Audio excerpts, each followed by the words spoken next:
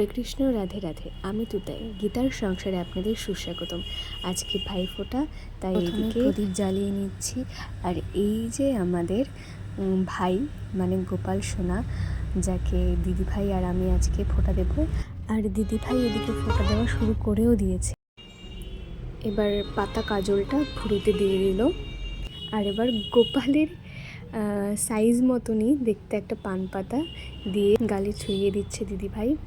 আর এইবারে ছোটোবেলা থেকেই দেখে আসছি ঠাম্মা মা পাট পাতা ভাইফোঁটার সময় রেখে দেয়, সেটা গালে ছুঁয়ে মানে গোপালের গালে ছুঁয়ে বা ভাইয়ের গালে ছুঁয়ে দিতে হয়। আর এইবার দিদিভাই গোপালকে ফোঁটাটা দিয়ে দিল। আর দিদিভাই এদিকে মঙ্গল ঘট ছুঁয়ে নিচ্ছে। এই মঙ্গল ঘটটা আপনারা যাকেই ভাই মানুন তাকে এই মঙ্গল ঘট দিয়ে ছুঁয়ে তার মঙ্গল কামনা করতে হয়।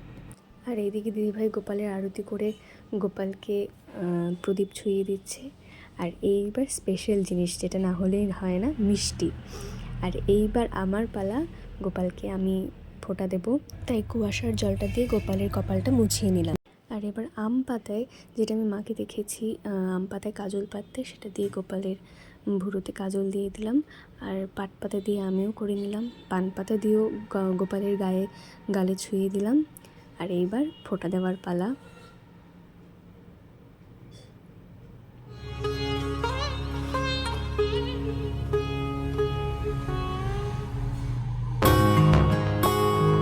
ধান দুব্বও দিয়ে দিলাম। এবার মঙ্গল ঘট ছোঁয়ানোর পালা। আমিও গোপালের আরতি করে নিলাম।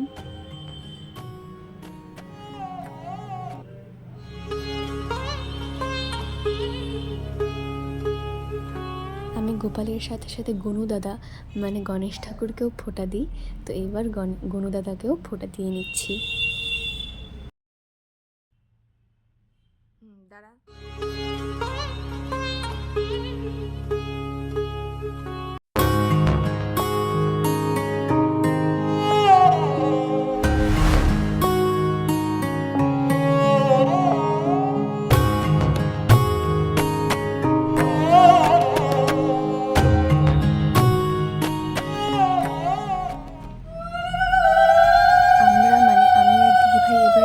দুজনকে বোন ফোঁটাও দিয়েছি। সেই ভিডিওটা পার্ট 2 মিনি ব্লগে আসছে।